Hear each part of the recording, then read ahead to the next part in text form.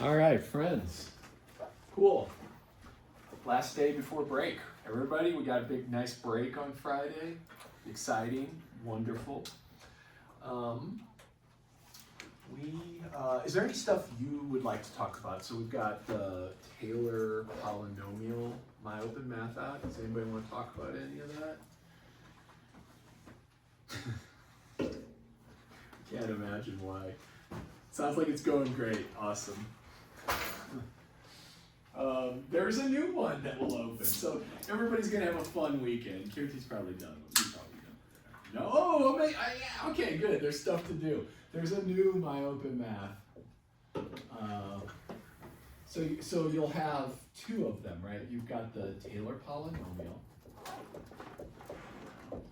and you have a new one on general series or something. I honestly forgot what the title.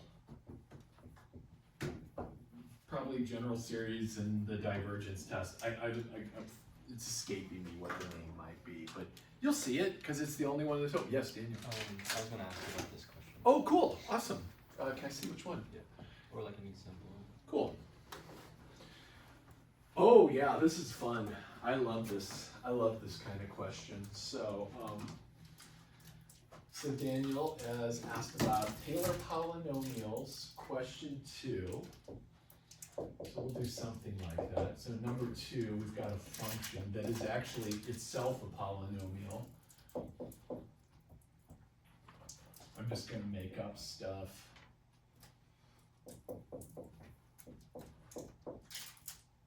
So like that. And then it asks us to find various Taylor polynomials of different orders. Find the Taylor polynomials. And they ask us find T0, T1, T2, T3, T4, and then they ask us about T1000, something like that. Isn't that one of the Terminator models? The Terminator, the T1000? Maybe. Anybody know that movie? Well, Terminator? Yeah, is it a T1000? Yeah, okay, cool. So find these Taylor polynomials. So this one is basically just the constant term. This one is going to be a constant term plus, oh, well, and they give us a center as well, right? Centered at C equals, we'll do 2.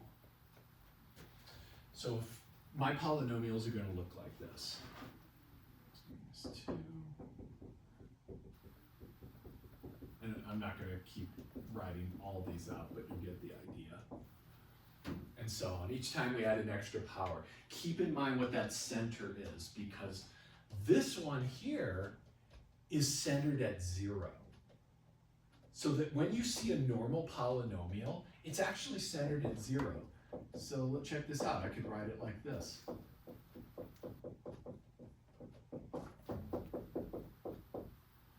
So I can think of that as a Taylor polynomial centered at 0.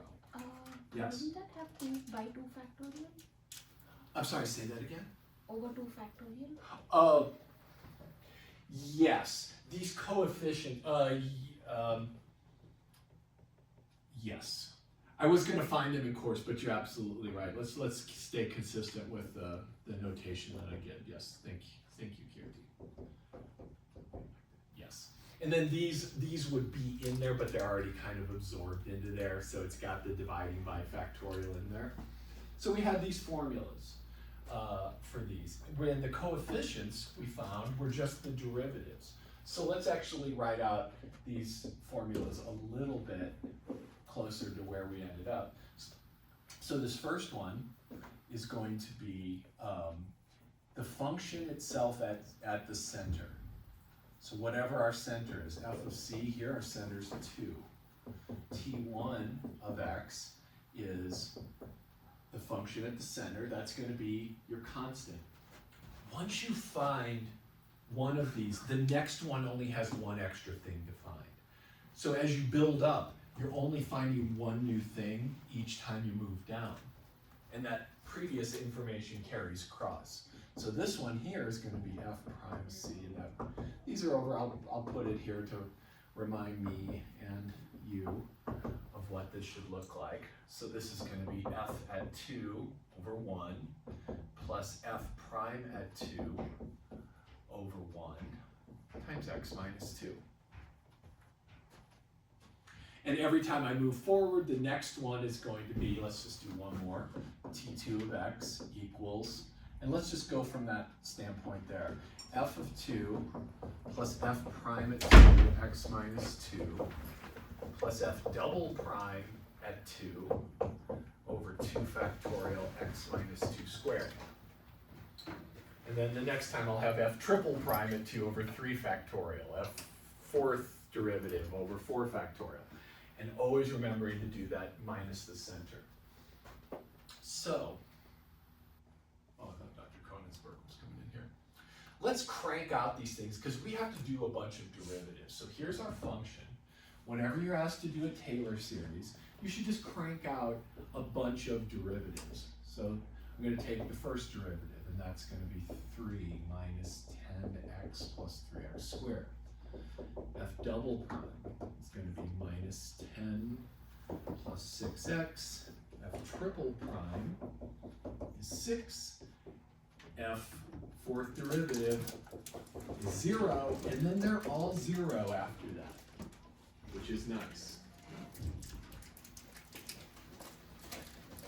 So that tells me that once I get past this third one here, that's it. That's the extent of the polynomials, and nothing new gets added because these derivatives are all 0 at that point. So coming back over here then, I guess I still have to evaluate these things. So that was the derivatives. Let's evaluate the original function at 2. So we've got 7 plus 6 is 13, minus 20 is minus 7, and minus 7 plus 8 is 1. Man, I couldn't have, that worked out sweet. And I just made that up, so that's good, that's good. Good part of me looking out for me. And then f prime at 2 is equal to 3 minus 20, negative 17 plus 8.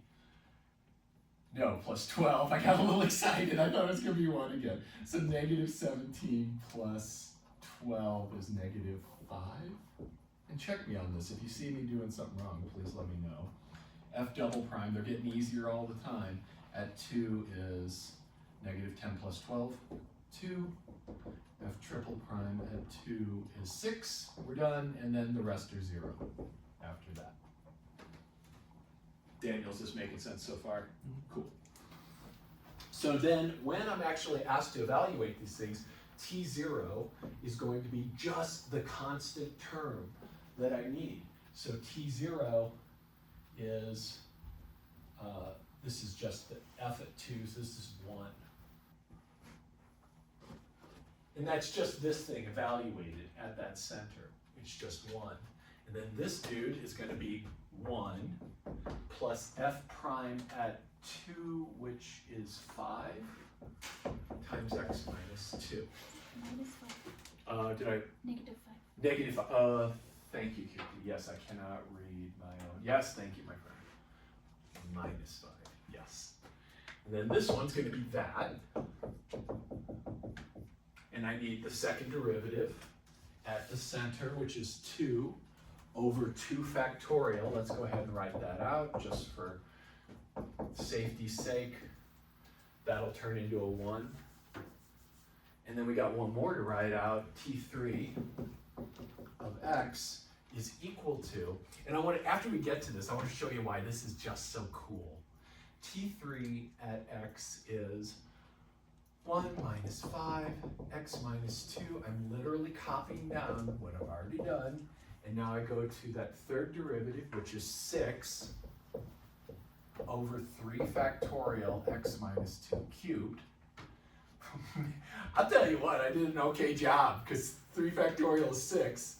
Hella yeah. So we got 1 minus 5. Don't multiply this stuff out, because you're undoing all this beautiful work you've done. You want everything factored like this. So this would be my answer. And then after that, T4 is the same, T5 is the same because the derivatives are 0 and I'm not adding new information. Is this all making sense? Now, why would I want something like this? Why would this be a cool thing to have? Well, what if I asked you to take this function and find f of 2.1? Let's say I wanted to do that quickly. Got to do some math, right? Got to take it, get my calculator out. What's 2.1 cubed? I don't know. Can't do it in my head. But this polynomial that I've just produced, if you take this and multiply it all out, group all the terms together, it'll turn back into this guy. They are the same. You've just done some amazing, cool algebra to rewrite this in terms of x minus 2. So evaluating this one at 2.1 sucks, but evaluating T3 at 2.1 does not suck as bad. It still sucks a little, but it's going to be 1 minus 5. 2.1 minus 2 is 0.1. That's why I picked 2.1. So these all turn into a tenth. So plus 0.1 squared plus 0.1 cubed equals 0 minus 1 minus a half plus 100th plus 1,000th, and this is 0.511. Exactly. And I could do that really quick. How's this all feeling? You don't have to do any of that, but that's just kind of a cool application of it. Daniel, does that answer your questions on this one? Yes. Okay, awesome. Thank you. You're welcome. Thank you for asking that for everyone, because I'm sure they'll be happy when they get to this. Anything else I can do for you, friends? All right, cool. I got a great story to tell you today, because we're going to start talking about infinite Taylor polynomials. So having all the information available to get a perfect representation of a function as an infinite polynomial. So that's what we're going to be thinking about, infinite polynomials. So let's talk a bit about infinite series and convergence, divergence. What does that even mean when I have an infinite sum? We kind of looked at this with geometric series, but we didn't get into the nuts and bolts. We didn't make it abstracted.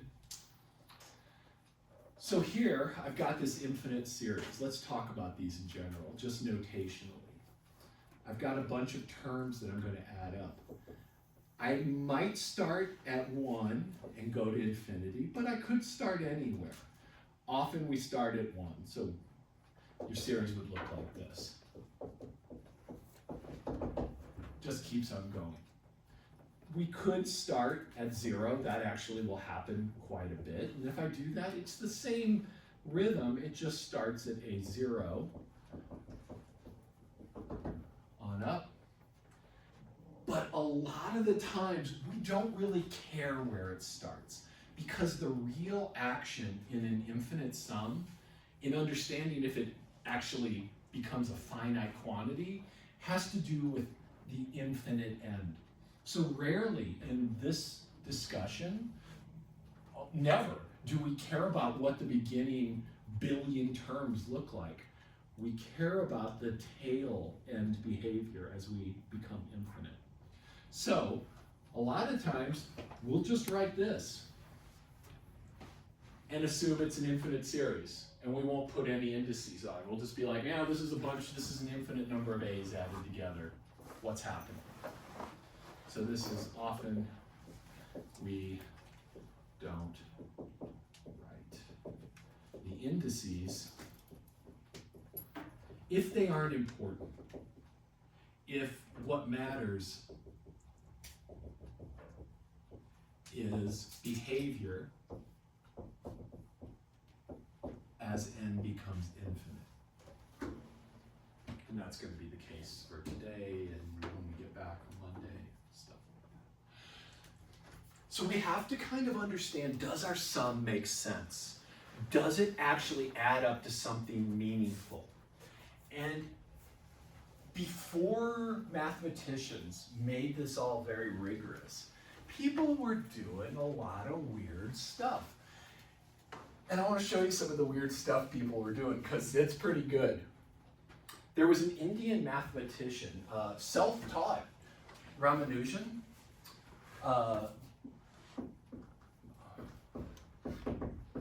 Anybody ever heard this name, Ramanujan? Yeah, this dude was brilliant. Pretty much taught himself all the math he learned. Then he was doing some work with infinite sums, and he sent it to a mathematician in the US whose last name was Hardy. And Hardy saw some really cool stuff that this person was doing on their own and like started working with him. It was like, you know, this is weird, but there's something here. And there actually was a deeper secret hiding in one thing that Ramanujan did that you might have even seen some YouTube videos about or something like that. And I'm going to show you that today.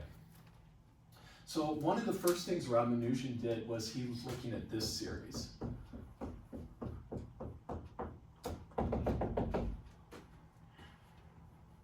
So let's think about that series for a second. I'm going to call it S.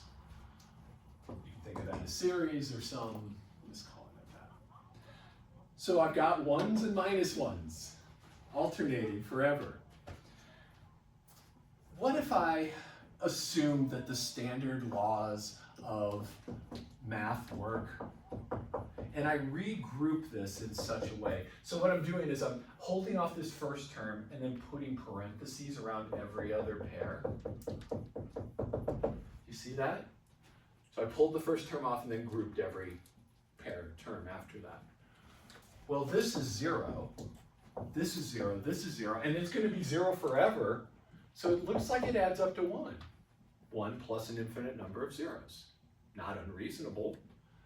But what if I had grouped it this way? What if I instead had taken this thing and grouped together the first two terms, and then the second two terms, and then on and on? What if I did that? What sum is that? What do I get now? 0. So just by simply grouping these differently, I got a completely different answer. So is it 0 or is it 1? So something weird is happening here. Ramanujan did something even stranger. So let's take a look at what Ramanujan did. Ramanujan took that series and just shifted it a little bit. So, you know, if I said to you, I've got this number x that's 1 plus 2 plus 3. And then I said, you know, I'm just going to write x a little differently underneath itself. And I added down, I would get 2x equals 1 plus 0, 2 plus 1, 3 plus 2, and then 3 plus 0. So in other words, 2x is, what is that? 8, is it 12? Is that what I get? Yeah, so x is 6. That's a weird, terrible way to find that sum, but it works. See, x is 6, and I got x is 6, and nothing I did was illegitimate. It's all legit math. But that weird move of shifting things over and then adding, Ramanujan did that with that top series over there. So he said, okay, wait. I've got s equals 1 minus 1 plus 1 minus 1 plus 1 minus 1 forever. I'm going to write it underneath itself, but I'm going to start it right here. I'm just going to shift over 1. So it's 1 minus 1 plus 1 minus 1 plus 1 forever. See what I did is moved it over. And I'm like, well, let's add straight down now. So I get twice the sum equals 1 plus 0. And then what do I get? 0. Everything else cancels. So what's s? 1/2. So Ramanujan did this and said, wait, I think that adds up to 1/2. Now we're all sitting here going, there's no way that adds up to 1/2. I hope you're feeling that dissonance in your brain and in your body, that how can I take a bunch of ones, there's no fractions in there, do that, and then somehow I get a half? Well, Ramanujan did it. And then what he did was something even weirder. He took another series that seems quite strange at the start,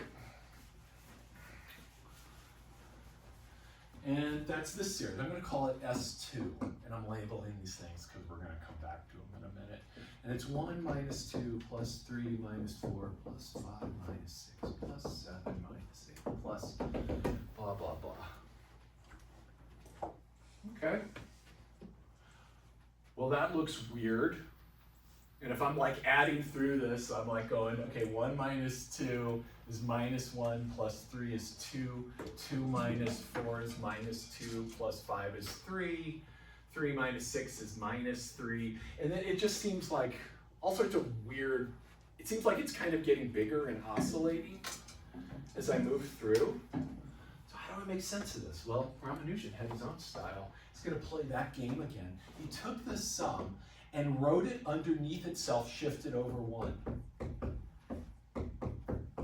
This is really one of my favorite math stories to tell, so thanks for being here to hear it, because it's pretty cool. And then add it down. When we add down, we get twice the sum equals what? 1. Yeah, what do you, that laugh was perfect. Why, Sam? 1.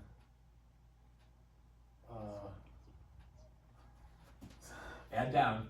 What's minus 2 plus 1? Minus 1. Yeah, don't lose. What's Plus 1. Minus 1. Plus 1. So I got back that guy.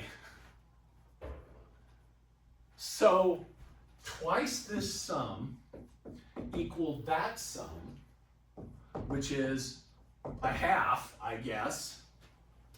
So what is this sum? What's S2? 1/4. Twice it equals a half. Divide both sides by 2. That's a 4th. Okay. Well, it gets worse. Oh boy. Here's the best part. So then, you're like, well, that's pretty cool. I bet nobody's done that before. Or Ramanujan probably thought, oh, people do this all the time. I'm going to just send it to Hardy and say, like, hey, check this out. I've like rediscovered all these things. And Hardy's like, what the fuck is this? What is he doing? S3. And this is really what the story's about. 1 plus 2 plus 3 plus 4 plus 5, 6 plus 7 plus 8. The sum of all the whole numbers. What does it seem like that should be?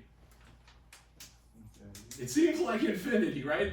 It's kind of like if I was building a tower of blocks and I took one a foot high, put a 2-footer on it, then a 3-footer, I'm going to be building forever. And that building's going to shoot through the clouds, to the moon, beyond the universe edge. Okay, so let's think about this other series that we just did understand.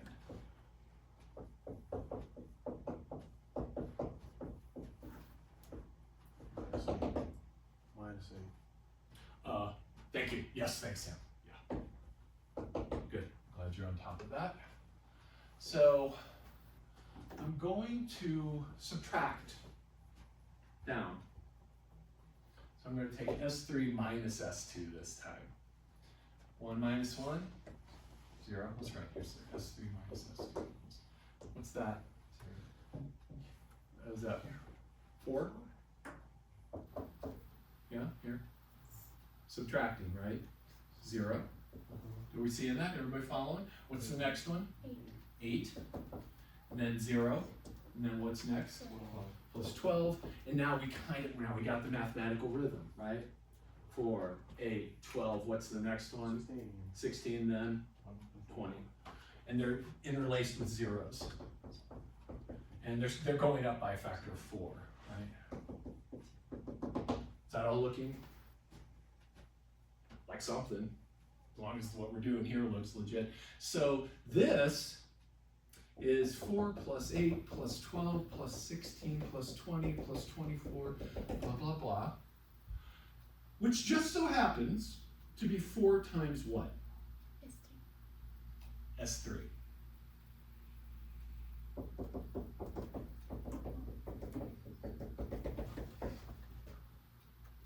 Just pull a 4 out, right? Factor 4 out.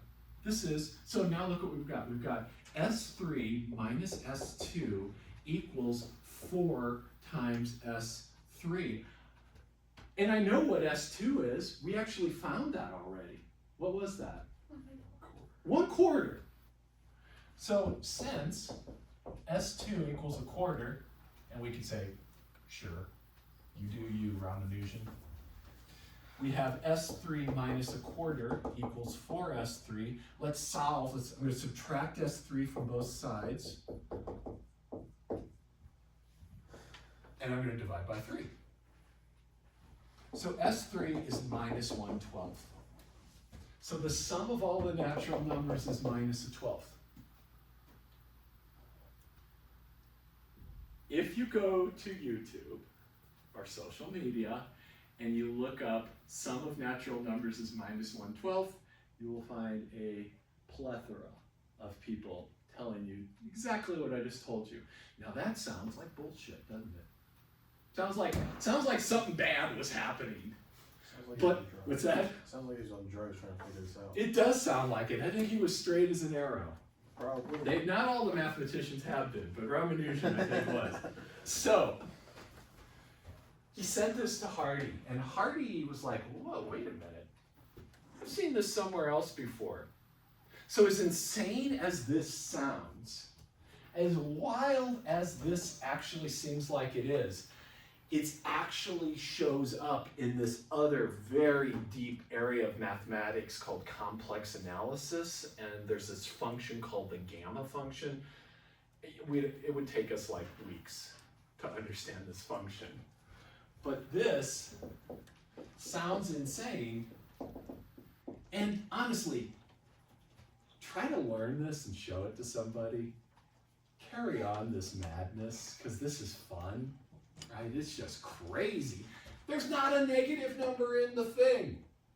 Oh, we got that. Sounds insane. Sounds insane, but it syncs up with behavior of another function called the gamma function,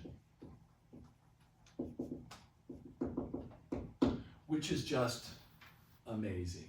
So Ramanujan was onto something.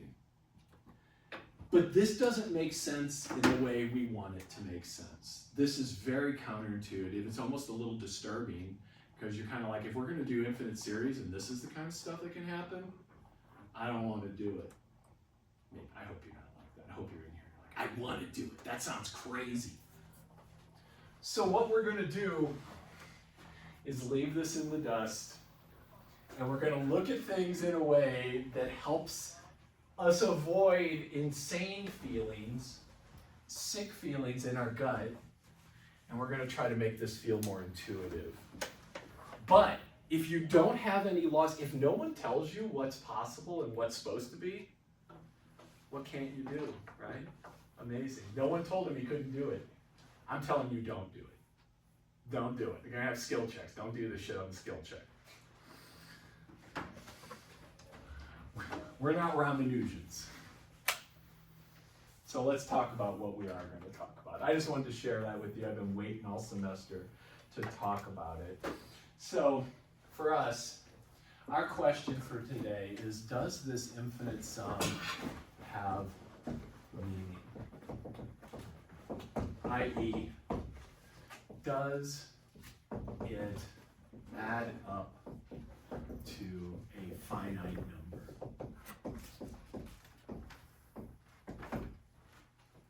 That's what we're going to look at today. And so what mathematicians developed in the late 1800s, early 1900s was the stuff we're talking about now, how to view a series. So we will take our series and turn it into a sequence. And a sequence is just a list of numbers. Remember that. We started with that, just lists of numbers. And those are a lot easier to think about because it's not this crazy thing that the sums just have so many tentacles into our brains and training about sums. So we're just going to turn it into a sequence in the following way. So we consider the sequence of partial sums. So I'm defining this now. Partial sums S sub n.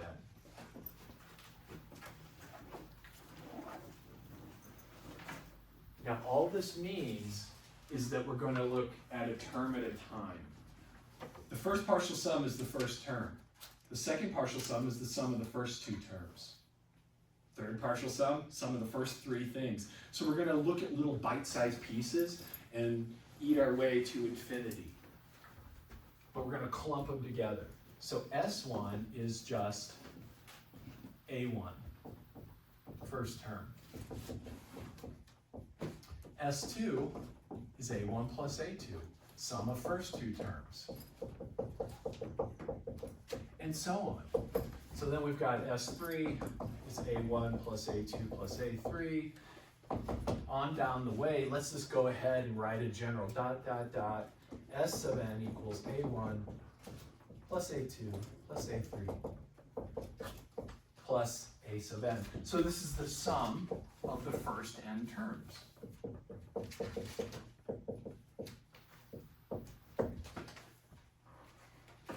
This is actually how we got to the geometric series formula for infinite geometric series. I just didn't say it this way. So you've seen this. This isn't all brand new, but it probably feels brand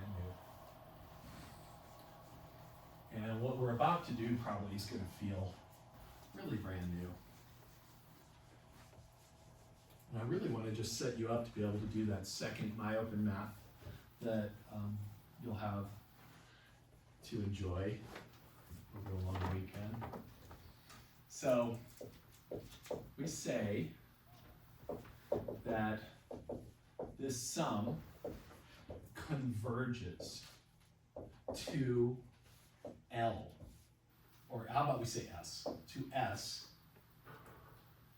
if the sequence of partial sums converges to S.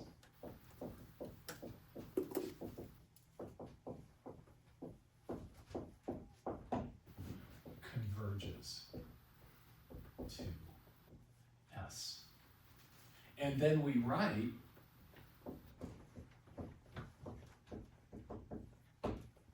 that the sum actually equals S. So I turn this infinite sum into a list of finite sums and think of those each as a number. And I look at what those numbers do, and if the sequence of partial sums starts to settle down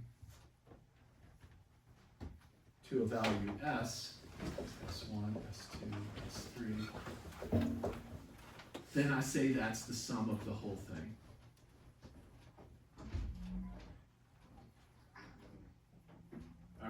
It's going to take a while for that we need to do some work, and we will do some work with that. Let's see.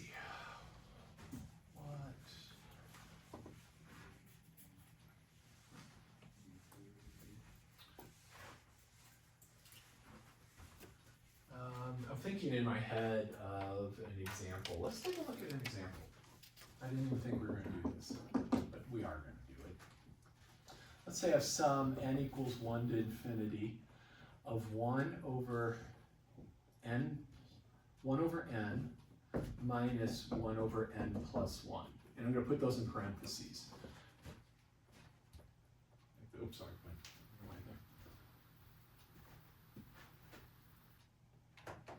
So let's write out anytime. So remember, when you get a sequence or a series, write it out, understand it, at least what is happening.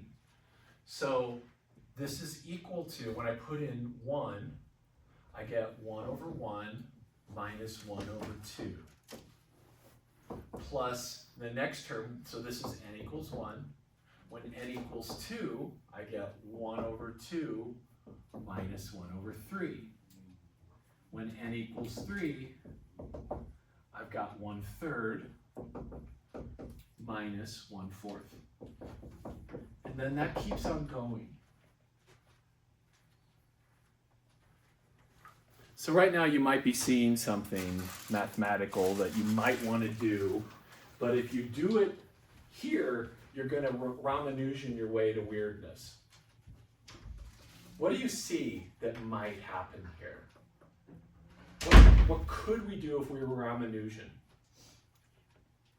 You see the canceling? Minus, plus, minus 1/3, plus 1/3, minus 1/4, plus 1/4. So it looks like those terms are canceling. Everything's canceling maybe except for that first term. You see that? Cancel, cancel, cancel. But we don't do that in this form. Instead, what we're going to write out is the partial sums. So let's write out the nth partial sum.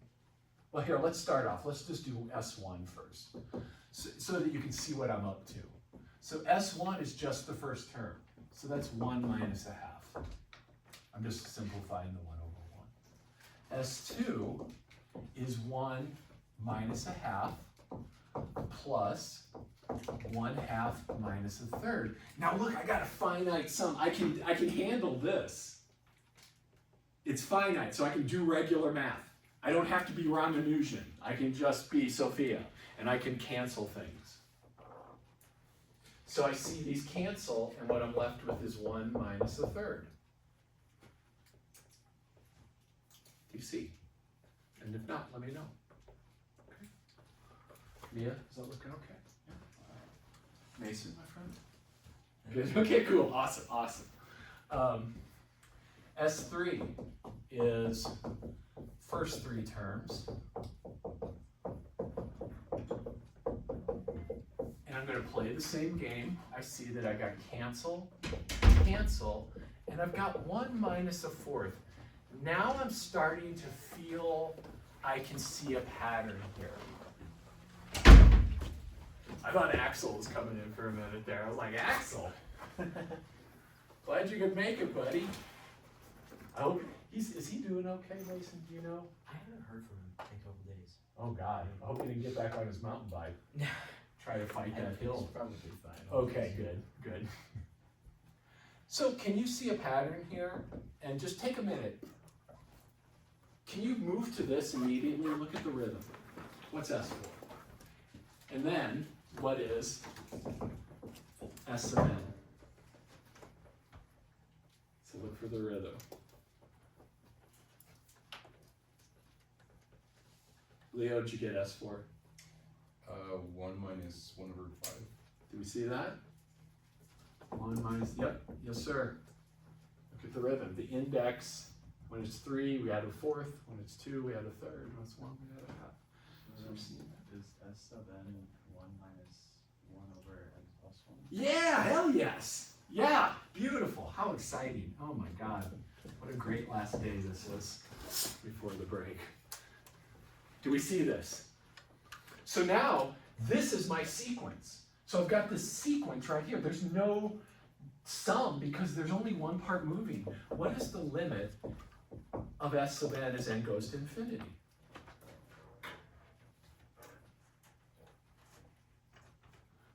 So it's the limit, let me write it up here.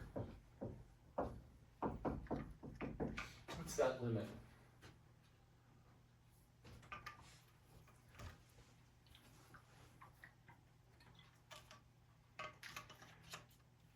I know one person knows it because they mouthed it correctly. Hold up the number of fingers this is.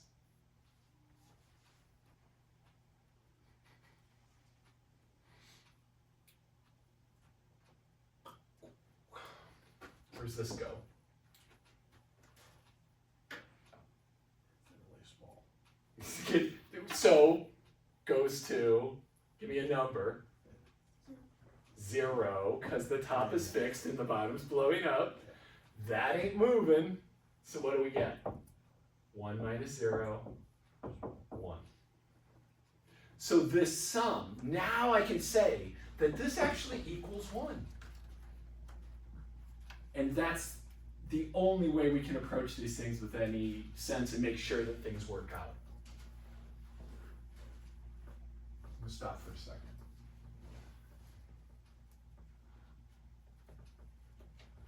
All right, let's come up with our first important result using the beginning, the seeds of understanding that we have about this stuff. And right now it's all a little like, I don't exactly, you're probably not ready for a skill check, and that's okay. So the next test is how to see if a series diverges using what's called the divergence test. This is the beginning of a long series. It won't be too long. We don't have that long left in school. But a long series of tests to determine if a series converges or not. So this is the divergence test. It's often called the nth term test, and you'll see why. So both those, if I say one, or if I say this, and I mean this, what we're doing here. Got two names for it. So what we're gonna do is, first off, we're not gonna get it from this result. We have to talk about formal logic to get it. So if you're a computer person, if you know anything about if-then statements, you're probably a computer person. If you know about what a contrapositive is, you're probably a math person, but we're going to talk about both of those. So, suppose that this series converges. I assume it converges, i.e., the sequence of partial sums, let's say 2s, converges to a sum. So again, this is the sequence of partial sums.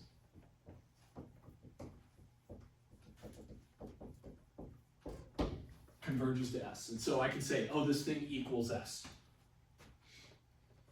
As I slowly nibble my way through the series, I see those sums that are becoming larger and larger, settling down to s. So let's see, what about s sub n minus s sub n minus 1? Let's think about this difference here. So this is the sum of the first n terms. This is the sum of the first n minus 1 terms. Let's write out what this looks like. So this is a1 plus a2 plus up to, and I'm going to go the last two terms, which look like this. So second to last is a n minus 1. Last is a sub n. And then I'm going to write this up, and you tell me if you would like me to talk about what I've just written. Make sure you get it, and if not, let's talk. That s sub n is just one more thing than s sub n minus 1. It's just that a sub n added on. So see, this guy's just one more critter away from that one. What am I left with when I subtract? A sub n? Y'all see that? So that's just a sub n. What's the difference between these two? Well, what do you need to get from here to here? Just to add on that. So that's the difference between these two. If this is the first 1,000 terms and this is the first 1,001 terms, then their difference is that last term, that 1,001st term.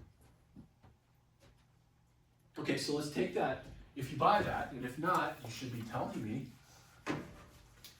Let's take that thing that I just wrote. I'm going to write it up here, and we're going to let the limit go to infinity on n. So s sub n minus s sub n minus 1 equals a sub n. Let n go to infinity. Where does that go? That's a sequence of numbers. What does it converge to?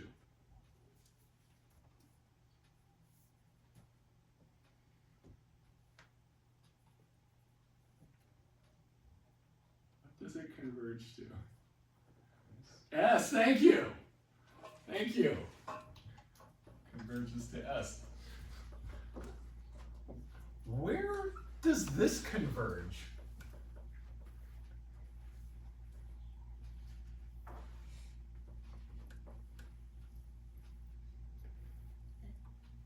What do you think?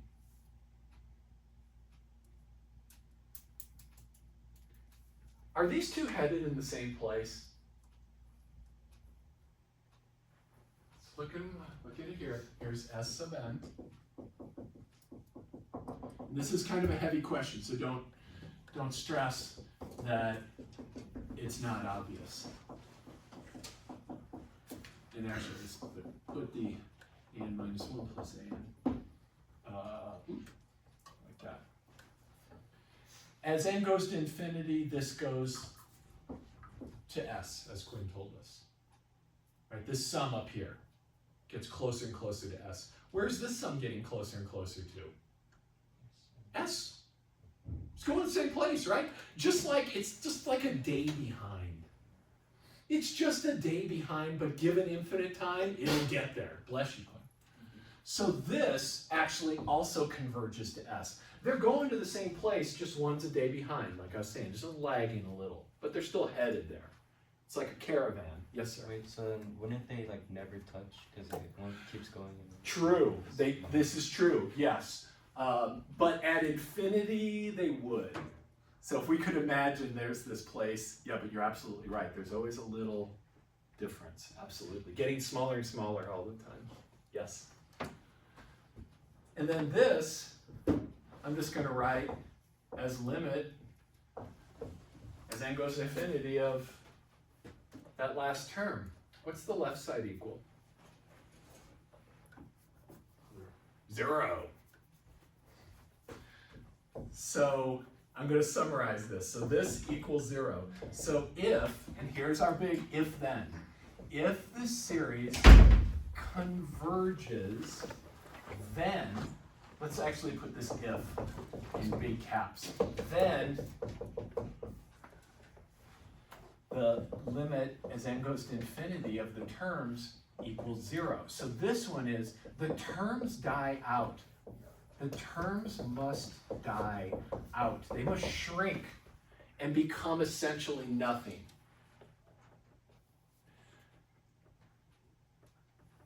And here, this is where it's going to get a little complicated, and there's this whole assignment on this conditional right here. Because it's going to hurt your brain, and I want it to hurt your brain, but only for your own good. Your calculus too good. So that's not the test we're looking for. That simply tells me that if I start building a tower, so like here's A1, it's A1 units high. And then I put another block, and that's A2 units high. And then I got A3, and that's that if this thing ends up not being an infinite tower, so there's like some upper bound on it. If I keep building with infinitely many blocks and it doesn't go to infinity, it actually levels out, that these blocks have to get smaller and smaller. That's the only way it could possibly not just skyrocket. So if I have infinitely many things and I'm adding them up and they still become finite, those things become smaller. So now let's talk about formal logic. Because if you're a math major, you end up studying this in great depth, and you make your living thinking about this kind of stuff. So this is called, if P, then Q is called a conditional in formal logic. And sometimes we write P implies Q, if P, then Q. And I want to give you a way to think about this, because we're going to write an equivalent version of it that doesn't look like it at all, but is way more useful. So here's how I like to think about this. So let's say here's a switch. This is a switch. Here's a power supply.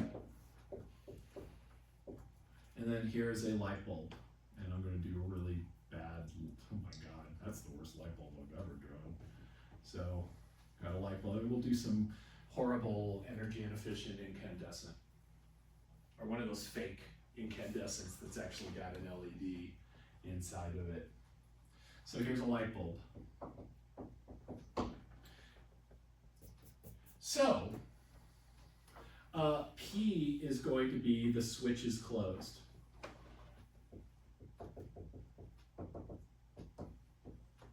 And Q is going to be the light is on.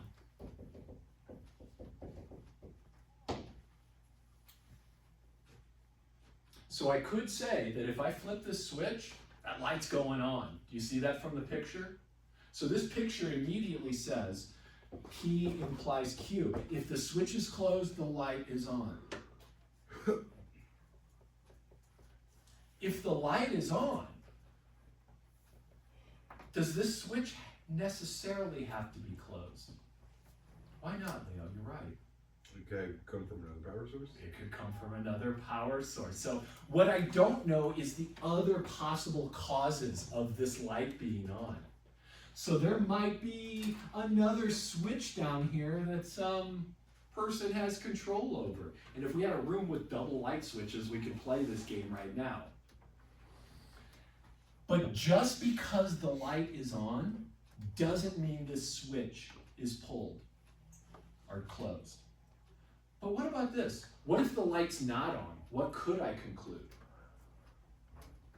That what? What's that, Kirky? The switch is not closed. That the switch is not closed. If that light bulb isn't glowing, I know this isn't on. Does that make sense?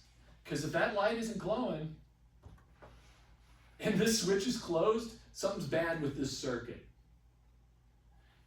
So the equivalent statement here is if the light is not on, then the switch is not closed.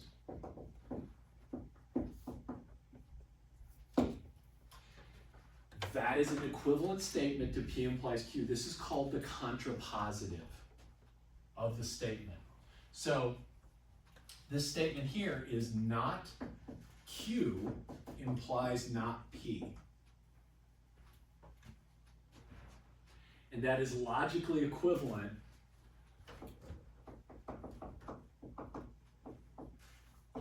to P implies Q. And so this right here is called the contrapositive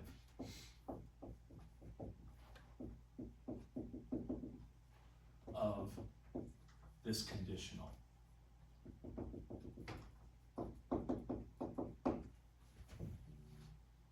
And often in math, what we do is, what happens a lot in math is I want to prove that if this result is true, then this result is true. But that's really hard. And it's amazing how often proving not this implies not this works easier. So as a mathematician, when someone asks me to prove this, I'll often be thinking, well, is this an easier thing to prove? Because it's the same thing. We don't have time to get into if you took discrete math, you probably did formal logic tables and all sorts of stuff like that. If you're a CS person, you've done logic tables.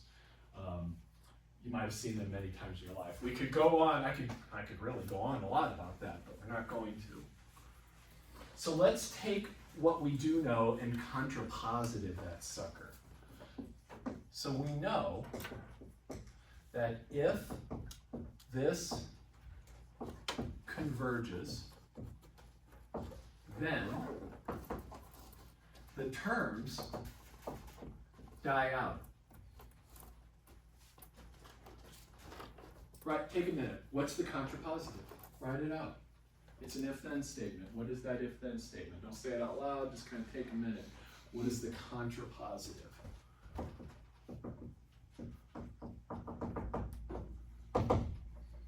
Because that is what we want. And it's actually really powerful.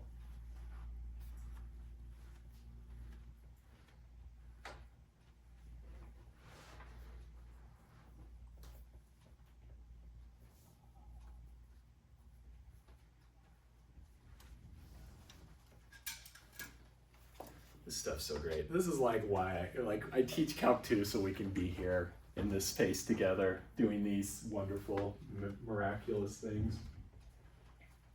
Well, also because I have to and I need to make money. But it's a pretty blessed way to make money. Quinn, you got something for me on that? Would it be if the sum of a sub n diverges, then the limit of a sub n is not zero? Oh, that is not it, but let's talk about that. So here's our P, that this converges, and here's our Q. So we have P implies Q. What you just said, Quinn, was not P implies not Q. And that's not the exact same thing. What do we need to do to get the contrapositive? We have to flip the order. Yeah, Leo. So then would it be if the limit of a sub n does not equal 0, Yep. then the sum of a of n does not converge? That's it. And in fact, let's just use a single way to say that, diverges. If the terms don't go to 0, the sum doesn't exist. This is so sweet. This is a really powerful test, and you're going to be able to knock a ton of stuff. I'm thinking of a skill test right now where 2 of the answers use this, and there's one more problem. You'll be knowing that too. You will soon see that next week. So this is a super powerful test. Let's use this sucker right now. So this is called the divergence test, or the nth term test, and maybe that makes sense now. And it's only good in this direction. So let's talk about some things it's not saying. Question, because this is going to be a couple of the questions on your My Open Math. So I've got this sum, n equals 1 to infinity, 1 over n. Let's write this out. So that's 1 over 1 plus 1 over 2, 1 over 3, so forth. A sub n, the general term, is 1 over n. Where does that go as n goes to infinity? What happens to this general term as n gets larger? 0. Goes to 0. So the terms, the things I'm adding, die all the way to 0. So therefore, the series converges. Is that true? Is that what this test is telling us? That if the terms die out, the series converges. Is that what we have? I kind of feel like Leo is saying a slow no. That would be the right answer. So no. Just because the terms die out does not mean it converges. They have to die out fast enough. And we're going to see an example. And in fact, this example right here is called the harmonic series, based on the harmonic nodes on a string. If you play an instrument, I know Leo does, we all know that, we've seen his guitar. But if you have a string fixed, this is fixed, got your finger there, or there's some kind of node. If you take the string and pluck it, you get a waveform. If you press your finger exactly at the halfway mark and then pluck it, don't stop it, what do you get? Leo, what do I get if I hold that harmonic? Higher frequency? Yeah, but it still rings, right? It's like a beautiful bell tone, and what you get is these standing waves that kind of just roll, and they always have this fixed node here. If you hold it at exactly the 1/3 mark, so if you ever played a guitar, I think the 5th fret or something like that. I think that's it, 87th fret. I don't know where the 3rd mark is. But you hold your finger lightly on that guitar string, just press right there and you pluck. You get a little waveform here, and then another waveform down here. But this node holds true. And you get these beautiful bell tones. They ring. You've probably seen really good guitarists be like playing and they're like tapping the fretboard and you hear these bing, these bell sounds, they're harmonic, they're making harmonics. So they're using this idea of the harmonic series. And this was like, I think Euclid, this stuff is pretty ancient. But that series does not converge. And I'm going to prove that to you before we leave here today. So let's write up the possibilities of some things so when you see them. So let's write up what we know. What we know about this series and convergence, divergence.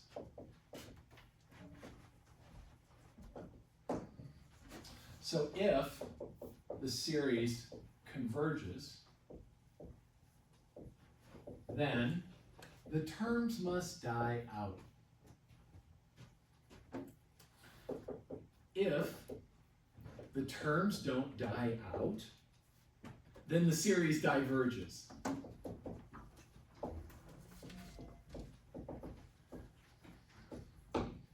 We don't know anything else.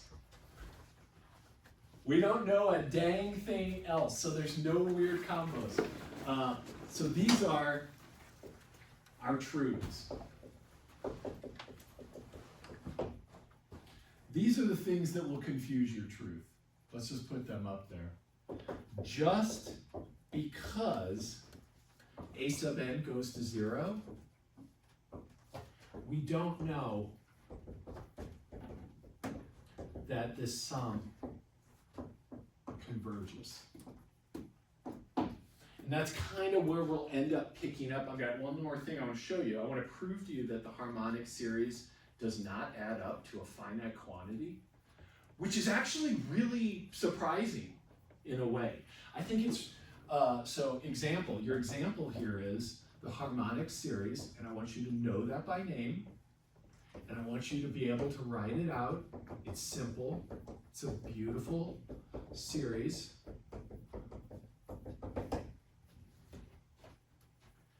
This diverges. This adds up to infinity. It never stops piling up. Even though the pieces are getting smaller, they're not getting small fast enough, which is kind of wild. So this diverges. It equals infinity. It just never stops piling. Get out an Excel spreadsheet. I encourage you to do this. Do you like Excel? And who wouldn't like Excel? Because it's amazing. You don't like Excel? Oh, Quinn. Why'd you tell me that? I'm going to pretend we didn't have that conversation. But you could get in Excel, you could take column A and fill it with these numbers, and then you could go to column B and you could propagate this equals $sign a, well, you don't even need a $sign probably because you're not going to do more with it. This equals $sign 1 over A1, this equals 1 over A2. You take the reciprocal here and then do a sum command on it and kind of just keep track of that. Like do the first 10,000, first 100,000, first billion, which is a lot of Excel. I don't know if it could do a billion, but you could just add this up and you'll see that it's going so slowly. You think it's going to converge. You're like, wait a minute, isn't that settling down? It never settles down. It never settles down. Let me prove to you that it can't settle down, and we'll call it a day. I expect fully that we will want to talk about both those MyOpen Maths, particularly the new one that's all about this. So this is the nth term test, is that second one that's opened up. But here's a little proof that the harmonic series diverges. And in fact, it's going to be adds up to infinity. And it's also kind of like a little cue into what's going to happen next week when I see you. So let's just write it out. And there's a neat trick, and if you know this trick, you got it. And if you don't know this trick, you probably would never think of it. But I've done this a lot. I'm going to write all the way out to 1/16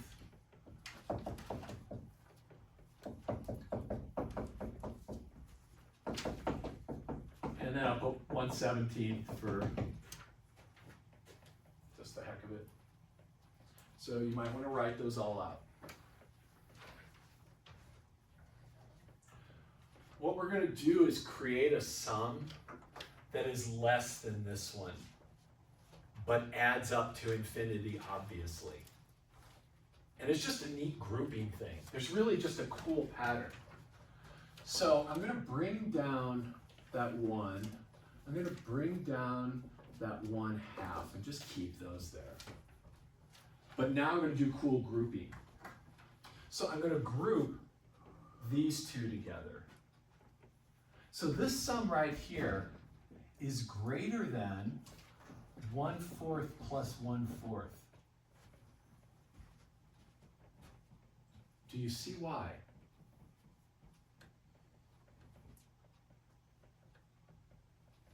Which of these two numbers is bigger? The 1/3, right? So 1/4 is less than a third. So if I have 1/3 plus 1/4, that's bigger than 1/4 plus 1/4. And what's 1/4 plus 1/4? That's a half. So this is, I already got a greater than a half, and this is greater, so this thing up here. Now I'm going to group together the next 4 terms. Is this greater than a half, an eighth? Is that greater than an eighth? Yes. Is that? Yes. So all of those are greater than 1/8, and how many of them are there? 4, plus the original eighth, right? So what does that add up to? That's a half. So those are all greater than a half. Do you see the game? Let's take these. How many are there? 1, 2, 3, 4, 5, 6, 7, 8. Yeah, and what are they all greater than? 1/16.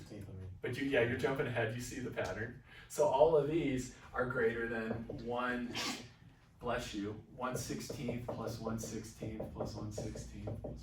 I'm just going to write it out. And there's 8 of those. And what do they add up to, Sam? 1/2. And then I would grab the next 16 terms, and they'd all be greater than 1/32. And then I'd go to the 1/64 and grab those, and then the powers of 2 stuff.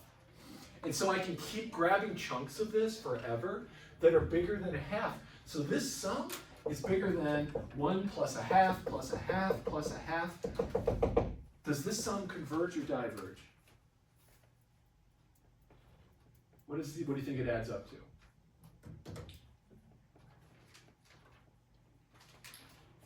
What has to happen for a sum to converge? The terms have to die out. Are those terms dying out?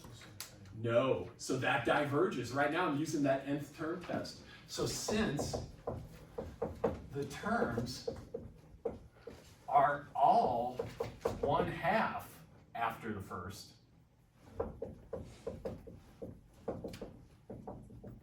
they don't converge to 0. So by the divergence test, this series diverges. And in fact, we could also just argue that this never stops piling up, and that seems pretty obvious. And it's under this sum, so it lifts this one up to infinity. Because this sum is bigger than this sum. So if this one's infinity, that sure the hell is. And that's all I got for you today. Thanks, everybody.